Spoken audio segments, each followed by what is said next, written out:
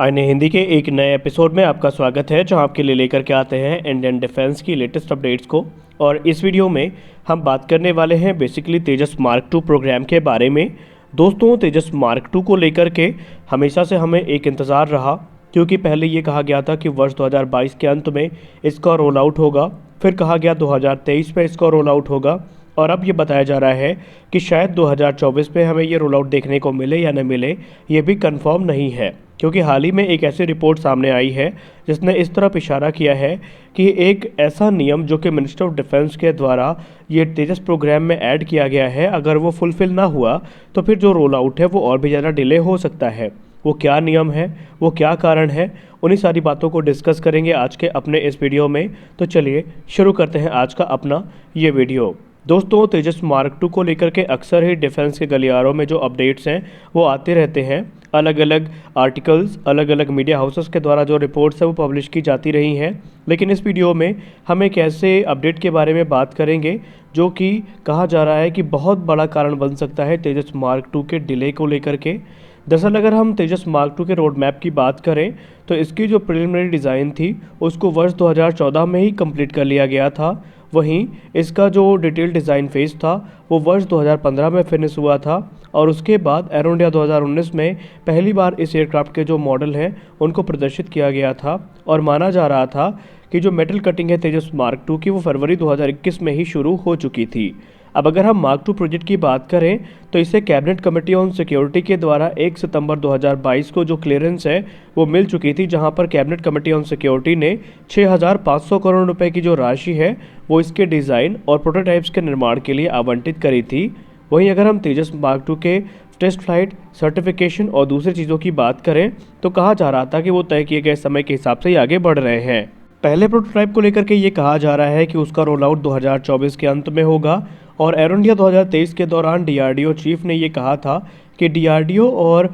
जो कह सकते हैं जनरल इलेक्ट्रिक का जेट इंजन है जो कि बेसिकली F414 INS-6 है, इसके लिए जो यूएस गवर्नमेंट से क्लियरेंस है वो भी मिलने वाली है, जिसका इस्तेमाल तेजस मार्क 2 में किया जाएगा। यहाँ तक सारी चीज़ें सही थी, सारी चीज़ें समझ में ही आ रही थी, लेकिन अचानक फिर कुछ ऐसा हुआ जिसने सबका ध्यान अपनी ओर केंद्रित करवाया और कुछ बड़े सवाल खड़े कर दिए। दरअसल अगर हम बात करें एनएसए अजीत डोभाल सर की विजिट की, जो कि फरवरी 2023 में हुई थी, उस दौरान उन्होंने यूएस गवर्नमेंट के साथ ओपनली जो जेट इंजन मैन्युफैक्चरिंग है उसको लेकर के बातचीत करी थी। और रिपोर्ट्स पे ये कहा जा रहा था कि अगले 3 से 6 महीनों में जो अनाउंसमेंट है ट्रांसफ़र ऑफ टेक्नोलॉजी की इंजन्स को लेकर के वो भारत के साथ कर दी जाएगी। भारत ने तकरीबन 100 के आसपास जो जनरल इलेक्ट्रिक F414 इंजन्स हैं उनको इंपोर्ट करने का फैसला किया था, और बाकी के जो इंजन्स हैं उनका निर्माण भारत में ही किया जाना था। और जनरल इलेक्ट्रिक को लेकर के ये माना जा रहा था कि बहुत जल्दी वो भारत की डीआरडीओ के साथ जो अपना टाई अप है उसको अनाउंस करेगी, और उसमें कुछ ही महीने लगने वाले हैं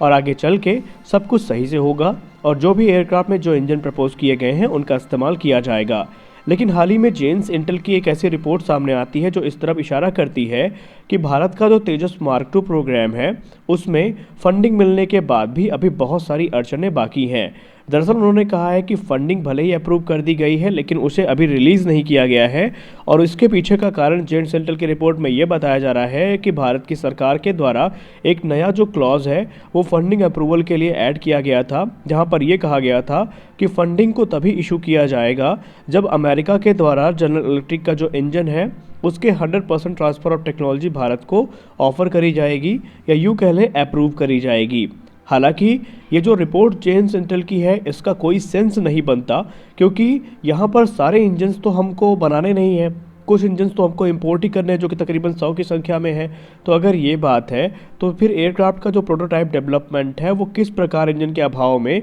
रुक सकता है, क्योंकि जो 100 की संख्या में इंजन हम इंपोर्ट कर रहे हैं वो तो भारत आएंगे ही आएंगे। ये जो ट्रांसफ़र ऑफ टेक्नोलॉजी की बात हो रही है ये 100 के बाद के इंजन्स को लेकर के हुई है, और अगर मिनिस्ट्री ऑफ डिफेंस ने कोई ऐसा क्लॉज ऐड भी किया है तो वो 100 इंजन्स के बाद अप्लाई होगा, ना कि जो इम्पोर्टेड इंजन्स हैं उन पे। तो ये सारी चीज़ें काफ़ी ज़्यादा जो है यहाँ पर कन्फ्यूज़न क्रिएट कर रही हैं, क्योंकि यहाँ पर इस चीज़ का कोई पॉइंट ही नहीं बनता, क्योंकि भारत सरकार के द्वारा सितंबर 2022 में जो फंड्स हैं वो सैंक्शन किए गए थे। तो इस समय ऐसी रिपोर्ट आने का कोई तुक भी नहीं है। एक्सपर्ट्स भी इस समय यही मानते हैं कि जो टीओटी को लेकर के अभी बातचीत है ये अपना समय लेगी, लेकिन इसका कोई भी फ़र्क जो है प्रोटोटाइप डेवलपमेंट में हमें देखने को शायद नहीं मिलेगा और मिलना भी नहीं चाहिए।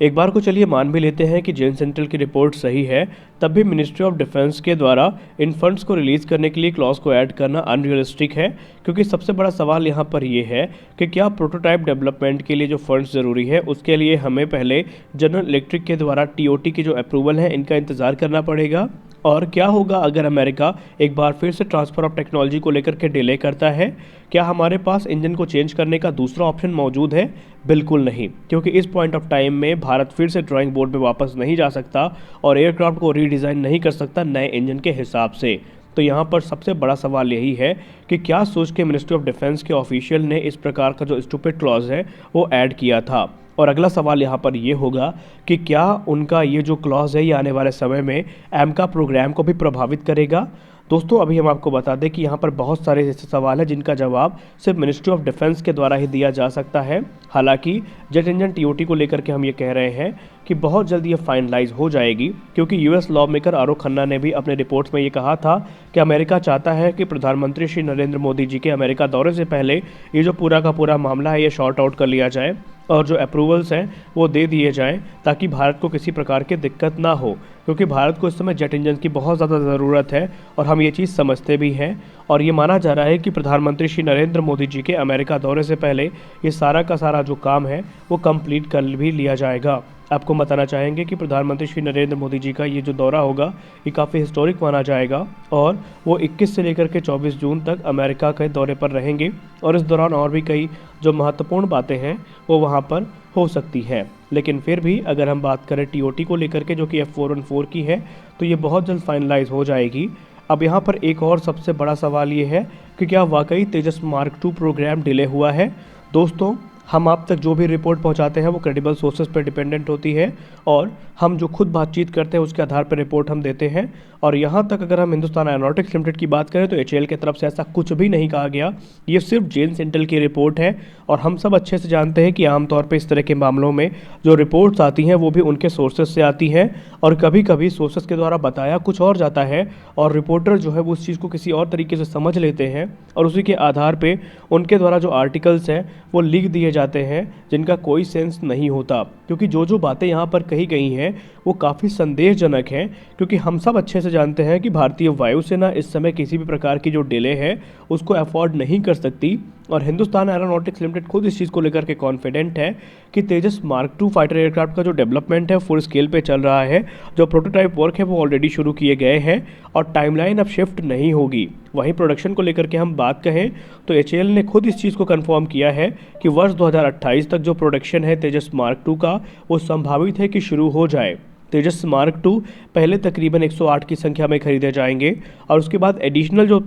50 तेजस मार्क 2 हैं इनका ऑर्डर इंडियन एयरफोर्स के द्वारा दिया जा सकता है। रही बात डिले की, तो जेट इंजन डेवलपमेंट प्रोग्राम को लेकर के जो अमेरिका से निर्णय है ये अगले कुछ ही महीनों में आ जाएगा और सारी चीज़ें क्लियर हो जाएंगी कि कितनी संख्या में और किन किन चीज़ों के साथ जो इंजन है वो भारत में बनाए जाएंगे। हालांकि आपको एक चीज़ हम बताना चाहेंगे, जहां तक हमने अभी तक रिसर्च करी है उस हिसाब से अमेरिका भले ही जेट इंजन की ट्रांसफ़र ऑफ टेक्नोलॉजी भारत को दे दे, लेकिन जो इंटेलेक्चुअल प्रॉपर्टी राइट्स है उस पर अभी भी अमेरिका ने खुल के कुछ नहीं कहा है। और एक्सपर्ट्स ये मानते हैं कि जो इंटेलेक्चुअल प्रॉपर्टी राइट्स हैं इंजन के वो जनरल इलेक्ट्रिक के पास ही रहेंगे, वो भारत को नहीं दिए जाएंगे। हालांकि इस समय भारत के वैज्ञानिक भी इसी चीज़ को लेकर के चिंतित हैं, क्योंकि हम सबको पता है कि एमका मार्क 1 में इन्हीं इंजन का इस्तेमाल किया जाना है और जो टेक्नोलॉजी भारत को स्वदेशी इंजन के विकास कार्यक्रम के लिए ऑफर करी जा रही है वो भी 30 साल पुरानी है। और भारत के वैज्ञानिकों को इसी चीज़ की चिंता है कि अगर हम वाकई अपने 5th जनरेशन फाइटर एयरक्राफ्ट या भविष्य के एयरक्राफ्ट के लिए इंजन को बनाना चाहते हैं तो हमें लेटेस्ट टेक्नोलॉजीज़ की तरफ देखना पड़ेगा, ना कि ये पुरानी टेक्नोलॉजीज़ हमारी सहायता करेंगी। तो आज के इस वीडियो में बस इतना ही, मिलते हैं अगले वीडियो में कुछ और अपडेट्स के साथ। तब तक के लिए जय हिंद।